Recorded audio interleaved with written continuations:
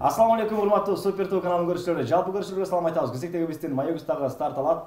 Бул Маегустагы өзгөчө. Себеби азыркы учурда интернет булактарында жаңы жүздөр, жаңы ысымдар пайда болгон аябай кубандырат. Айрыкча бул кино жаатында. Кино азыркы учурда аябай өнүгүү жолунда деп айтсак болот. Анын үстүндө Руслан Акун режиссер агабыздын кинолору бир гана мыкты деңгээлде ошол эле учурда тарбиялык иретинде дагы элге тартуулап келет. Соңку киносу да бул акыркы сабак элге аябай кандай популярдуулукка жетип, жакшы кабыл алып, каармандар азыркы күндө жылдыз болуп турат.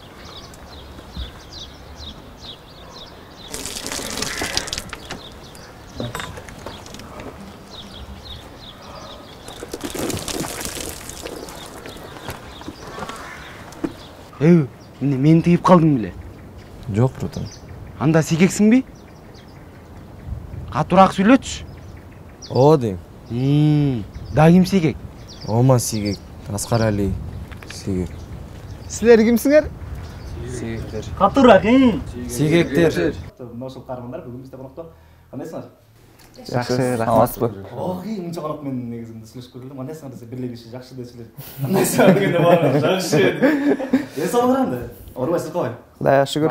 Жакшы. Бираз. Эмне болуп? Сыркалып калыптырмын, көчөмө суук тип калган окшойт.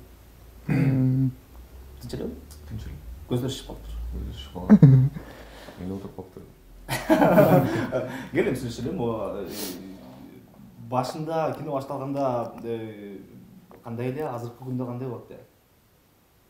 Кимде эмне өзгөчөлүк болот де? Өзүнчө эле көчөгө чыккыңар келе эле. Эл көпчүлүгү барыңар келе эле. Айбат баштап эмне? Башка каармандардан. Айбай баштайсың? Хорошо, мен баштайын анда.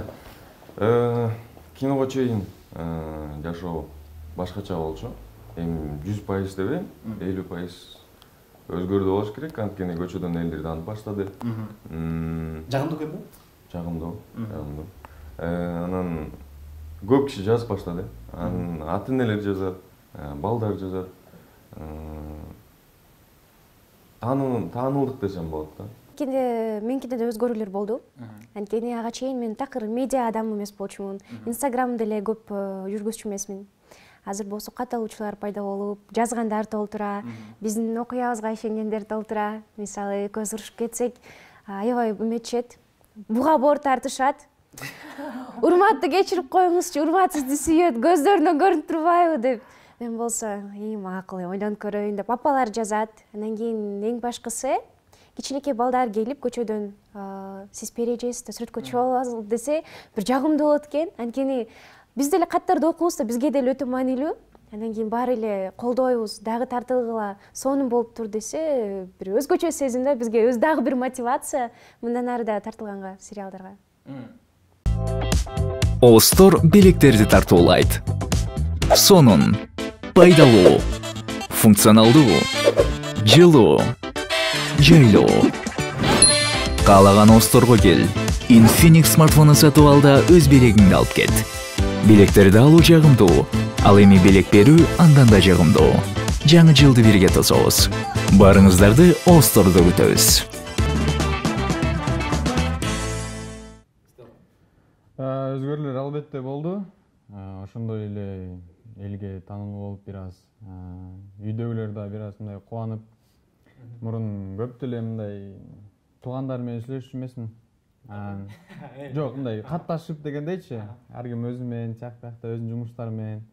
Бүт баарында эле жанагындай семья деген группа бар болуш керек, туугандар дегенчи, жакын туугандар, тыйбу дегендер. Ошол жактардан көп сүйлөшүп калышты. 6-серия чыкты мына деп жиберип коюшат. Ссылкасын жиберип коет. Мурун жалаң эле жанагындай картинкалар келчү эле го, 8-май. Анда эркей десе, азыр мындай 6-серия, 5-серия, 7-серия ошол нерселер көп группабызда болуп калды. Туугандар чалып сурашат. Атам достору чалып сурайт, "Эй, сен балаң телевизордон чыгып атко" деп. Атам да, азыр могу 6-серияны көрүп атам. Комментарий жазып койгула деп ушинтип. Менде да жашоомдо өзгөрүүлөр болду. Калган эмне болду? Жоколдон баштайчы. Кол. Мындай көрсөтүп коелучу. Кичине. Эмне болду? Кирпич түшүп кеткен. Иә. Кирпич. Кирпич түшүп кеткен. Албетте өзгөрүүлөр болду. Эмне болуп түштү кирпичтен баштагычы? Жыйнап атканда эле түшүп кеткен ошо үйдө. Жок. Менде деле өзгөрүүлөр болду.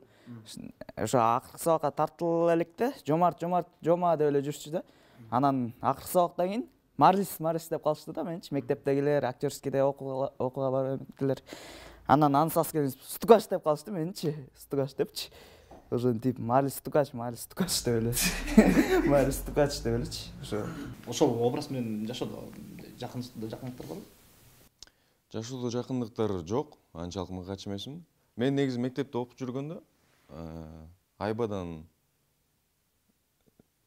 эмес болчумун да. Анткени мен мектепте окуп жүргөндө система деген нерсени билчү эмесмин, кошулчу эмесмин. Мектепке түз барчумун, түз келчүмүн. Үлгүлүү ученик болчумун деп айтсам болот. Отличник болуп бүткөм. Андан кийинкиси ударник болуп кеттик дечи.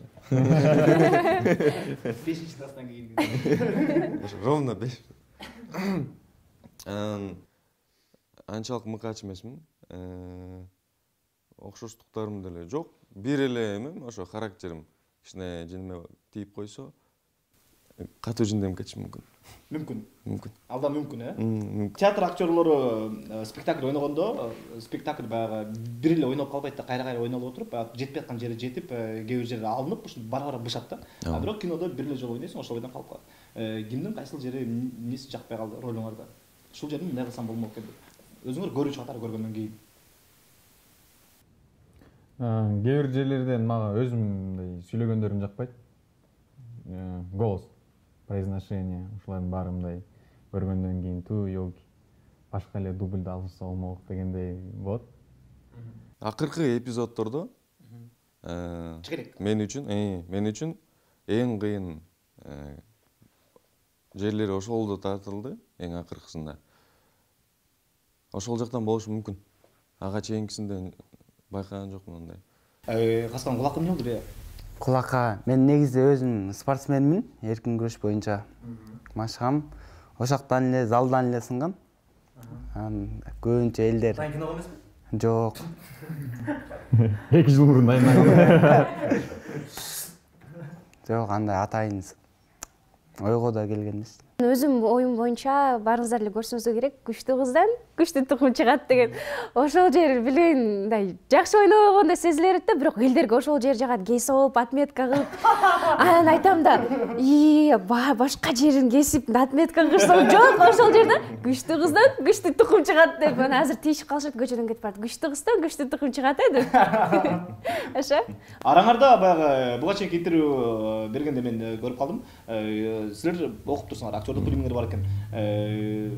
Калганыңар болсо баягы эми барып атабыз, эми кызыгып калдык деп айтып турсуңар да. Ошол жердеги мисалы силерден башка чоң артисттер ойношту. Чынында Назым Мендебайыров, Айсалкын Кыйыкбаева, Жеңиш Кангелдиев агалар, алардын ойногондорун көрүп мындай ушундай деңгээлге качан жетебиз деген бир кыялың болду?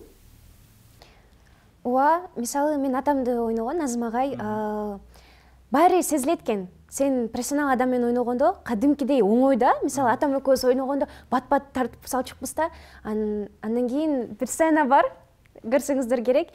Бул менин үйүмө оокат кылганы келип, анан аябай урушуп салат эмеспи? Булар мындай байлыкты колуна кармап да көргөн эмес дегенде, бул же жини келсечи, жини келбейт. Анан ошондо Назым агайдын профессионалдын ушундан билдим. Тей отпай мунучу, бул тейсе, бул жини келип кетип, бул жер кыймылдап кетет. Бул жер кыймылдап кетип, ес дешкен да. Ошондо ойлодум да, мындай Назым агайдын мындай находчивостунан ошол кадр болуп калган депчи. Ошондуктан мындай баары сезилет экен. Жумуш кылып көрдүңөрбү ошондой бирөөнүн үйүнө барып, мына жумуш кылып, же болбосо жанагындай кара жумуш, унду буудайды каптамай мисалы. Кандай өтүрө бала? Жок, андай болгон эмес. 8 класска чейин мамам менен атам бизди жакшы эле багышкан да коём. Негизи андай оор жумушта иштеген эмесмин. Менде болгон эми просто бирөөнүн үйүнө барып эмес. Дордойдо пакет терип, коробка терип, пакет. Кичинекей кезде болгон да, эми баягы кызыгып, эмне болот экен депчи. Ошондой учурлар болгон. грузка чыгып эми турмуш тиричилик. Канча акча иштечү? Турмуш тиричилик. Кичине адам ушундай сөздөр айткан эле. Мисалы атеңе кырып отуруп, Биз просто Дордойго жакын жашайм да менчи келечекте, анан ошактан мончанчы үйдөр айтып Дордойго жакын жашагандыктан мындай тыгыз байланышта болуп калганбыз да. Эми азыркы учурда канча акча тапчу элеңер ошол учурда? Ал кезде бир 100 сом тапсак, 100 сом көп акча болчу биз үчүн. Анда ширенке. Жок. Анда ширенке дегенде. Ал кезде маршрутка 5 сом болчу. Кудай, бу кайсы жыл Анда аябай эле кичинекей болчук чынында, бир 5-6 класс болсок керек. Ошондой кездерде. Кайсы жылдысыз? Мен 2001-мин. Чыгып кетчү деп. 2001-жылдар ал кезде деп сүйлөп калган турбайбы десе. Мен сени көрүп туруп эле мисалы жашооң кандай болду эле деп сураганда бир аз алыс болуп атам, анткени курсак чыгып жашоосу аябай жаш экени көрүнүп турат бул жигиттики. Мектепте чогулуштарга дайыма эле барчу элеңер сабактан кийин? Чогулуштаргабы? Сабактан кийинки чогулуштарга. Системаны айтып атасыз, Сиздердин мен алам. Барчу эмесмин. Барчу эмесмин? 10-11-де уже 2000-дер биздин 10-класста мектепти биз карап калганбыз да, 2001-лер. Анан алардын сөзүн биз укпайт болчук, 2000-дердин жүрүп, анан комментарий жазат, ошол кайсы мектеп? Ошол жазат. Жок, жазбайт.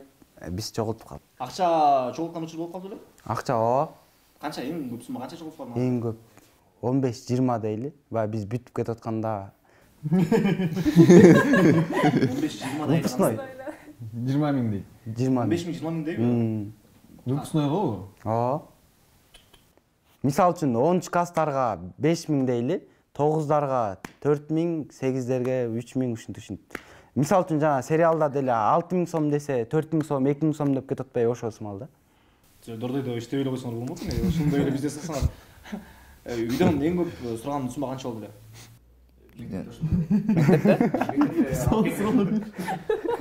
Мектепте бизде андай нерсе жок, мектепте баарыбыз эч кандай акча эме талап кылбайт бизден мектептен.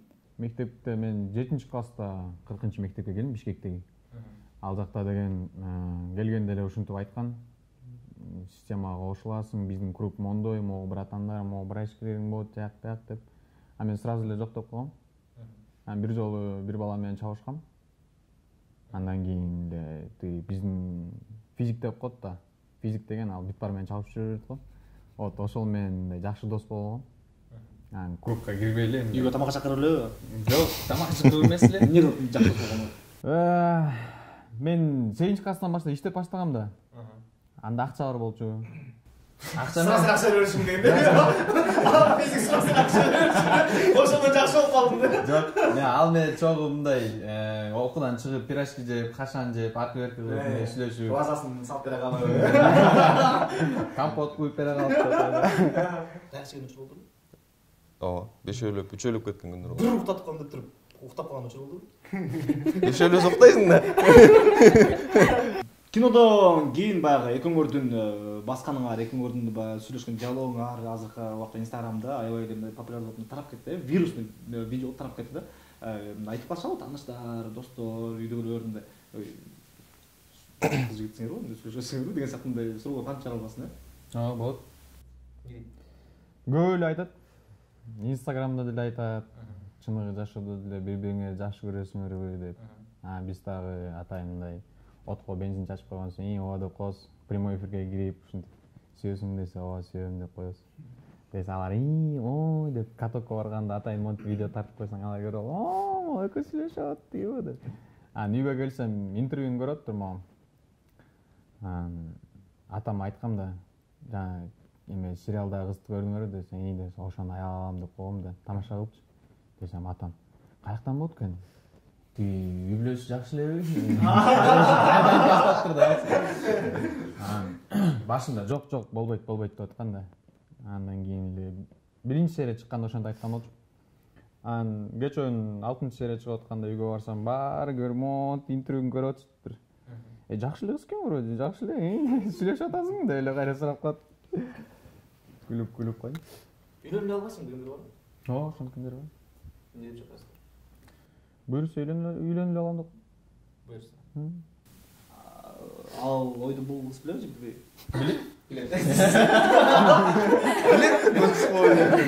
Бул айтып атпайбы, ата-энеме айткам деп. Мага сразу же жазган, ата-энеме айттым, сени алам деп десем. Бул баарын айтып турат мага, жазат эме деп. Сени алам деп айттым ата-энеме деп. Анан эмне десем. Жок, жөн эле койчу деп. Анан көчөгө кайра жазып атпай, сен күчтүү кыз деп атышат го, өлө интервьюларын көрүп атат деп. Ана деп го.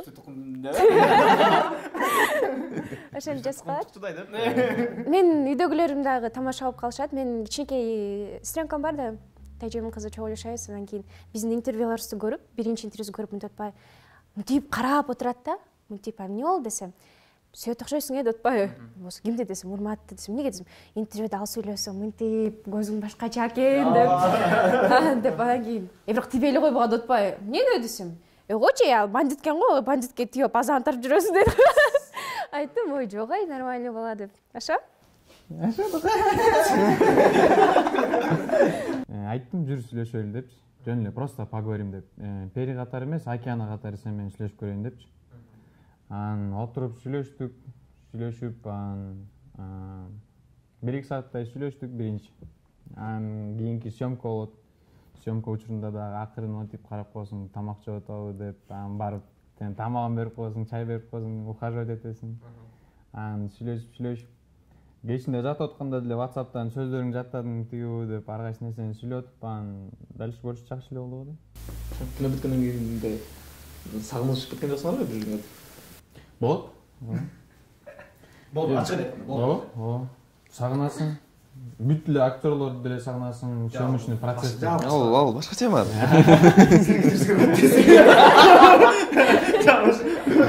Именно Океананы. О. Океан силерчи. Силерчи. Ооба. Там. Мындай болду.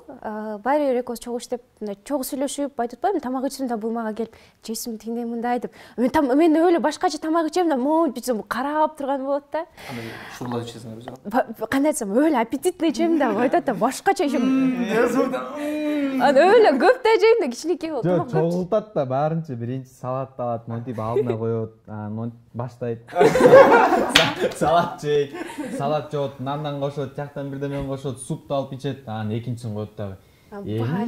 Экинчисин жейт дейт. Экинчисин жеп баштайт. Тамак жейт. Тамак жейт дейт. Анан кийин үйгө келсем эле кадимкидей көнүп калыптырмын. Үйгө келсем баягыдай жок, адамдар менен аралашып көнүп калып, эч ким жок. Сагындым. Андан кийин сүйлөшкөн да жокпуз, чын айтканда. Жазсамбы, жазбасамбы деп. Жазбай эле коеюнчу деп. Ошо. Сагындым, бирок чын айтканда. Анан кийин жолуктук, Кийин жолугуп, анан ачык отуруп сүйлөшүп эметтим. Жакшы көрөсүңбү, жакшы көрбөйсүңбү? Жок, кандай эме сурадым, кандай сезимдер болду, тигиндей мындай десем, сагындым дейт. Мен да сени сагындым деп, ошо? Актерскийде курстарга барат экенсиңер. Ооба. Шайра Касмалиева эженин актерский эмесине барам, курсуна. Ал жакка 13 жашымда баргам. 13 жаш. Азыр 16. Жаш кесте деп туруп. Азыр 16-там.